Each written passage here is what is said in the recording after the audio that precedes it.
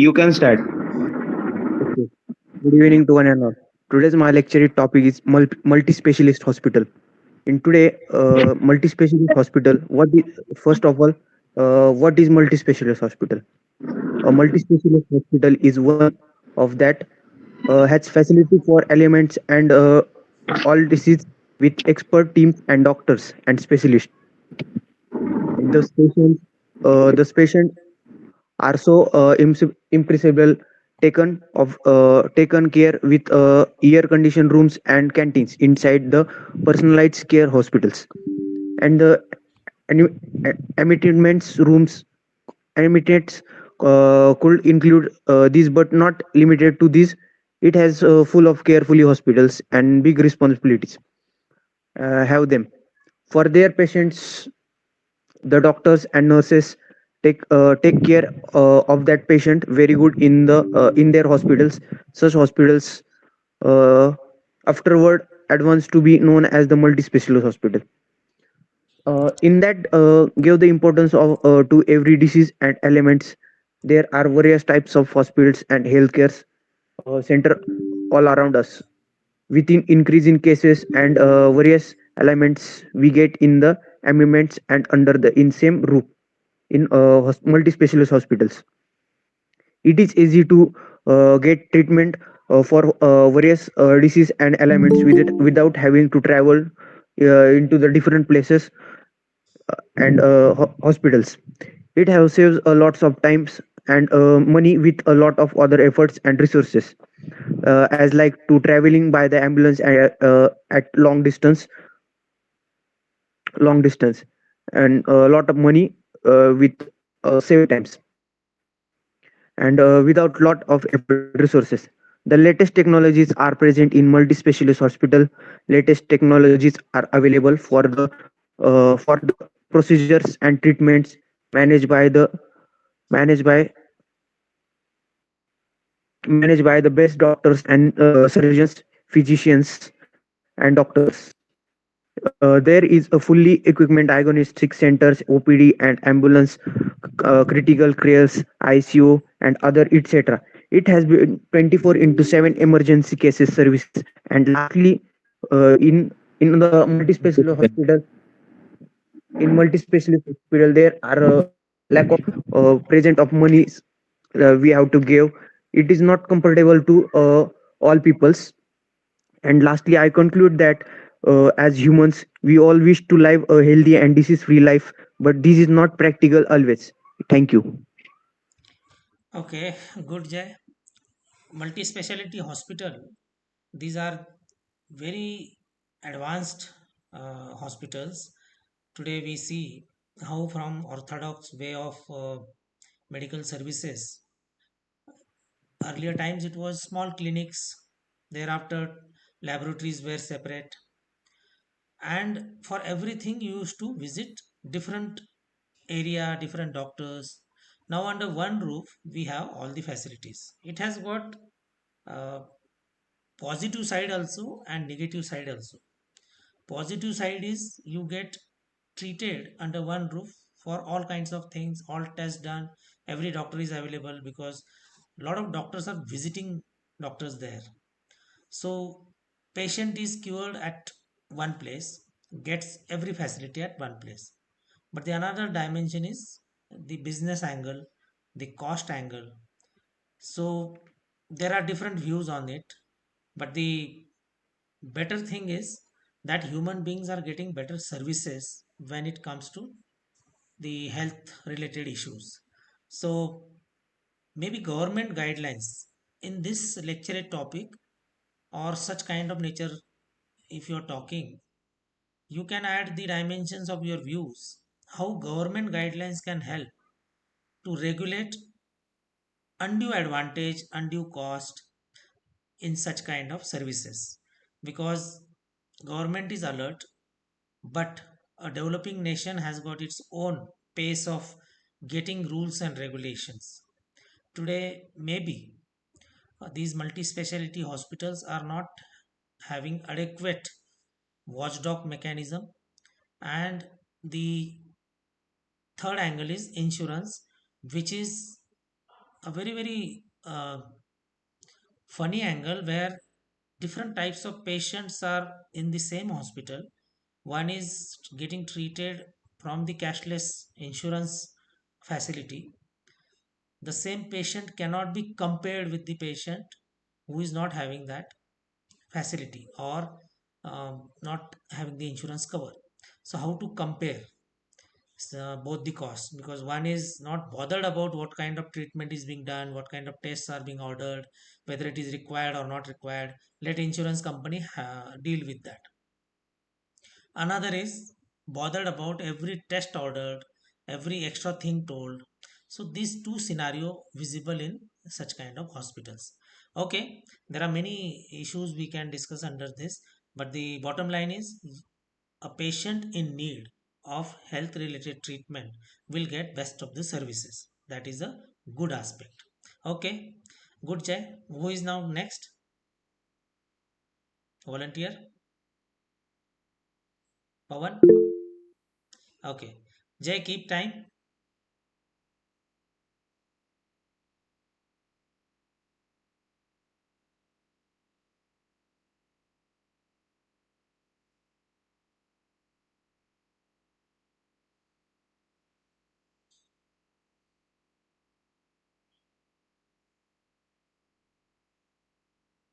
Pawan, ready?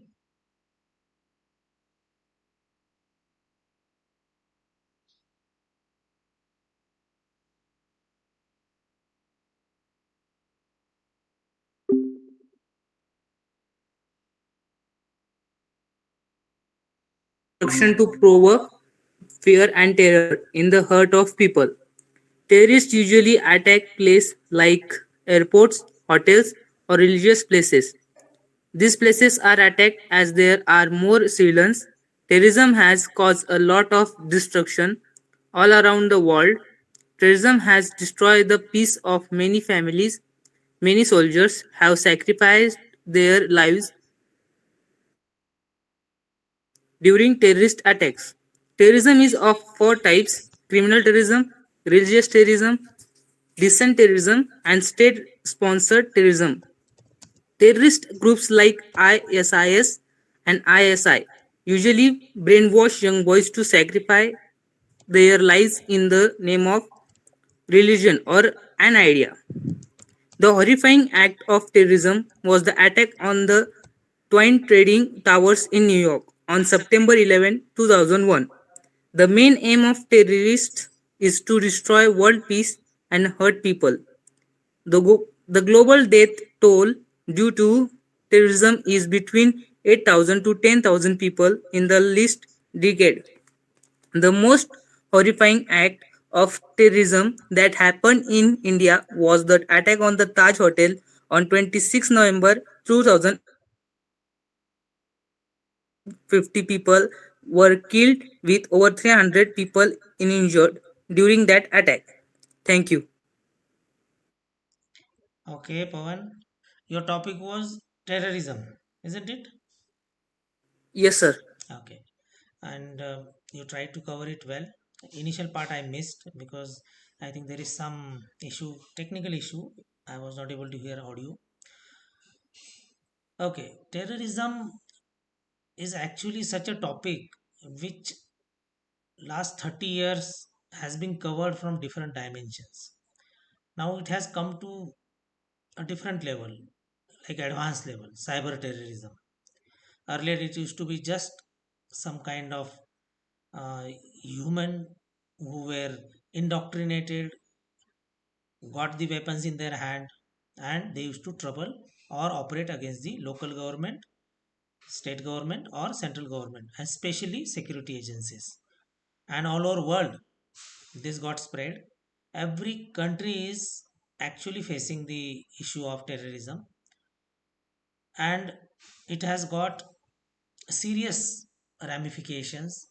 But until 2001, when the Twin Tower, what Pawan was highlighting, got targeted, 9/11 happened, the powerful country that is US got the message, and then how world can operate against terrorism or can come together. the message started spreading. But honestly speaking, today also world is not together when it comes to handle this serious issue all over world. Every country who wants to be um, going for development, want to establish peace, and don't want to face this menace. That is one side, but nobody is effectively working on it. There are some vested interest. Every country has got its own problems. They want to address this issue, but not ready to handle it well, cooperate it well. Okay, terrorism we were talking of. Uh, from the SSB point of view or many exams, this is a very important topic. You should always be ready to speak on uh, group discussions or even in interview. Okay, good Pawan. Flow will increase as you practice and maintain the data in your diaries, whatever you spoke today, and thereafter build upon it. Not that once you spoken on such topic, next time it should be more quality, more statistics, more examples, and different perspective. Okay,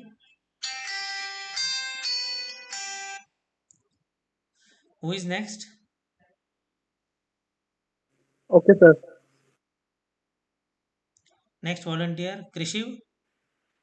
Sir, I'm ready. Prachiti is ready. Okay, Pawan, keep time. Prachiti. Okay, Yes. sir.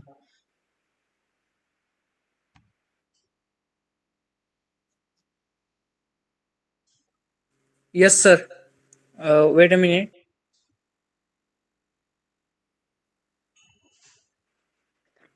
Okay, now you can start. Jai Hind everyone. Today's my lecture topic is travel. Travel is the movement of people between distinct geographical locations. Movement of people between the traveling can be done by foot, bicycle, train, bus, etc.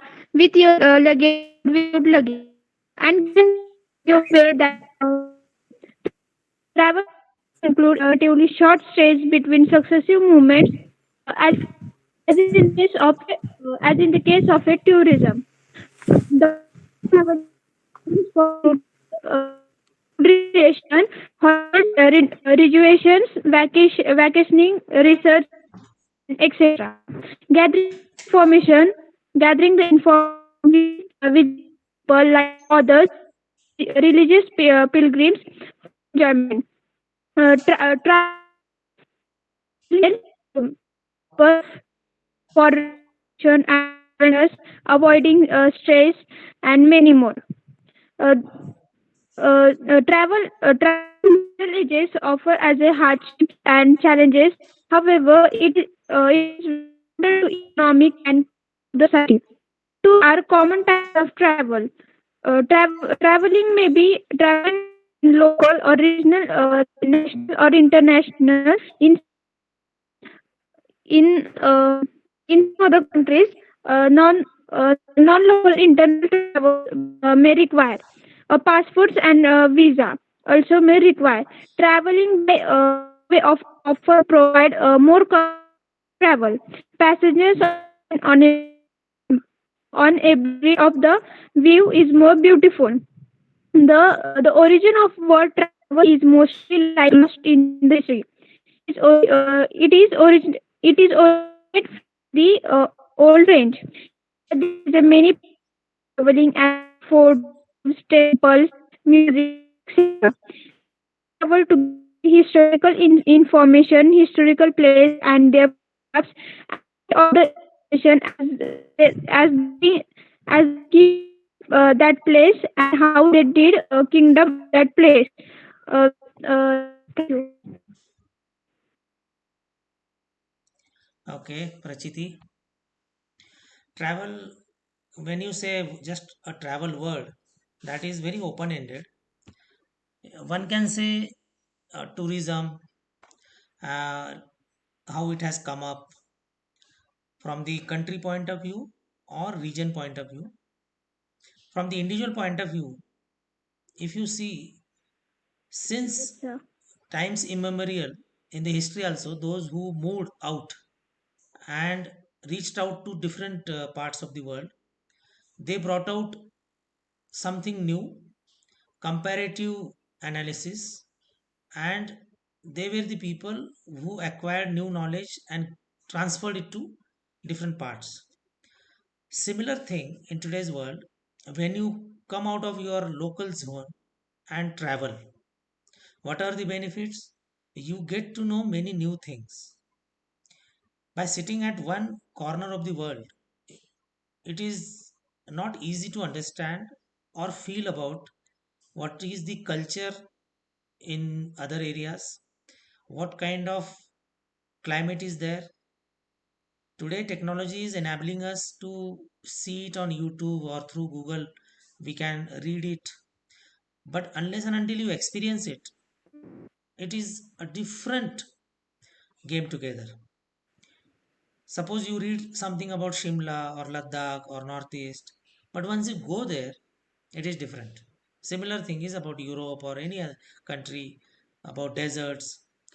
This is how you have to see that travel will give you more knowledge, more experience, and you will be having better authority to speak on, whether it is about any culture or habits, climate, the area per se.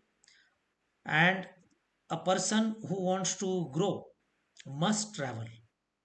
Otherwise, sitting at one corner of the world whole life is not really an ideal life. So, when you speak in SSB on such topics, open up your minds, open up your feelings. You can express innovative way. Okay. Okay. Good, Prachiti. Who is next?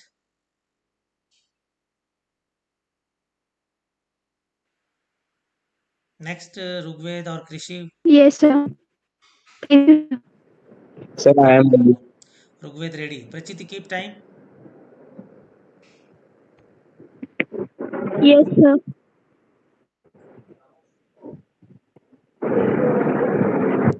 You can start.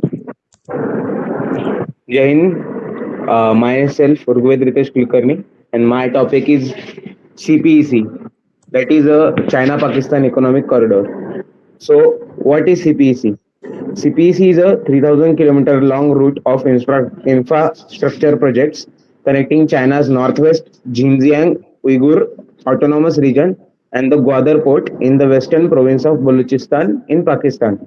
It is a bilateral project between Pakistan and China intended to promote connectivity across Pakistan with a network of highways, railways, and pipelines accompanied by energy, industrial, and other infrastructure development projects. It will pave the way for China to access the Middle East and Africa from Gwadar port, enabling China to access the Indian Ocean. So CPEC is a part of Belt and Road Initiative launched by BRI in 2013, aims to link Southeast Asia, Central Asia, and Gulf region. So, what are the implications of CPC for India? That is India's sovereignty. India has continuously opposed the project since it passes through the Pakistan occupied Kashmir territory of Gilgit Baltistan, a claim opposed by Pakistan. The corridor is also perceived to be an alternative economic road link for the Kashmir Valley lying on the Indian side of the border. There have been calls by local business and political leaders to declare Kashmir on both sides of the line of control a special economic zone. So, second is Chinese control over trade via sea. Major US ports on the east coast depend on the Panama Canal to trade with China. Once CPEC becomes fully functional, China will be in a position to offer a shorter and more economical trade route to most North and Latin American enterprises. This will give China the power to dictate the terms by which the international movement of goods will take place. Now, Chinese string of pearls. China has been increasing its presence in the Indian Ocean with the string of pearls ambition. String of pearls connects with an existing presence in Chittagong Port, Bangladesh, Hambantota Port, Sri Lanka, and Port Sudan in Sudan. Also Last connects 30 Maldives, seconds. India, and Seychelles. So, the what should be the aim of India, the way forward. So India should leverage its strategic location and further work with like-minded countries to participate in multilateral initiatives like Asia Africa Growth Corridor is an India-Japan Economic Cooperation Agreement, and also the Blue Dot Network, which is being promoted by the USA. So it will be the great challenge for the India to move forward in the matter of trade. Thank you. Okay, good, Rugved. Uh, Quality points you were speaking. China-Pakistan economic corridor. Both the countries wants to connect to each other, but at what cost? At the cost of India's interest, India's sovereignty. They are challenging us through this corridor. It is very misadventure from their side, and it is testing our nerves, and that's why probably Galwan incident has happened. The other day we were speaking because ultimately it is going through Pakistan occupied Kashmir, which is as such we always claimed that it is illegally occupied by Pakistan, and Pakistan further illegally handed over some part of it, that is Akshay chain, to China. This is something which is not in our interest, and we always have been opposing it, and we will uphold our territorial integrity and will challenge it. So CPEC will not stand on ground. If they try it and push, one day it will be again challenged by India. And otherwise, today it is CPEC, tomorrow it is something else, and we will be just a spectator and we'll lose our strategic interest, because that is a strategic loss and moral victory for them, our adversaries, and we cannot sustain with such kind of background. So it is very important. We have to object it somehow. It should fail by hook or crook. India is trying and will do whatever power is required, whatever push is required to challenge it. Even Chinese workers facing problem in China, Pakistan, these all issues, because there are many things. China has realized that operating in Pakistan is not easy. They have suffered both losses, economic losses and human losses. So as such, this project is not going to be sustaining for the long future. Okay. Who is next? Krishiv, we want to hear now. Yes, sir. Okay. Rugved, keep time. Okay, sir. Wait a second.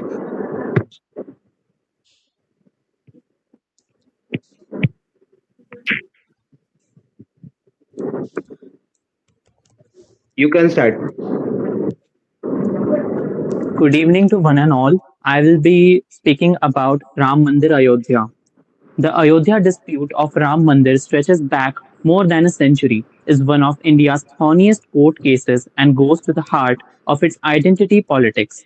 The matter is the belief among sections of Hindus that the Babri Masjid, named after the Mughal Emperor Babur, was built in Ayodhya after destroying a Ram temple that marked in the birthplace of the deity.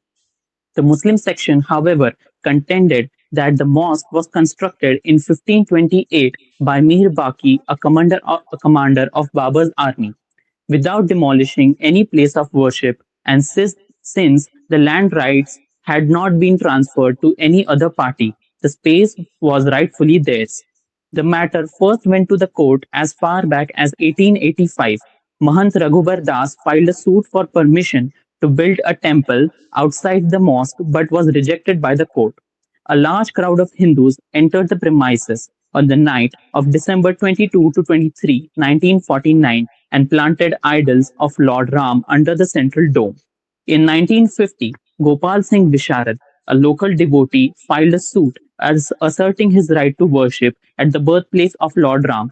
An interim order was passed in his favor against the removal of idols.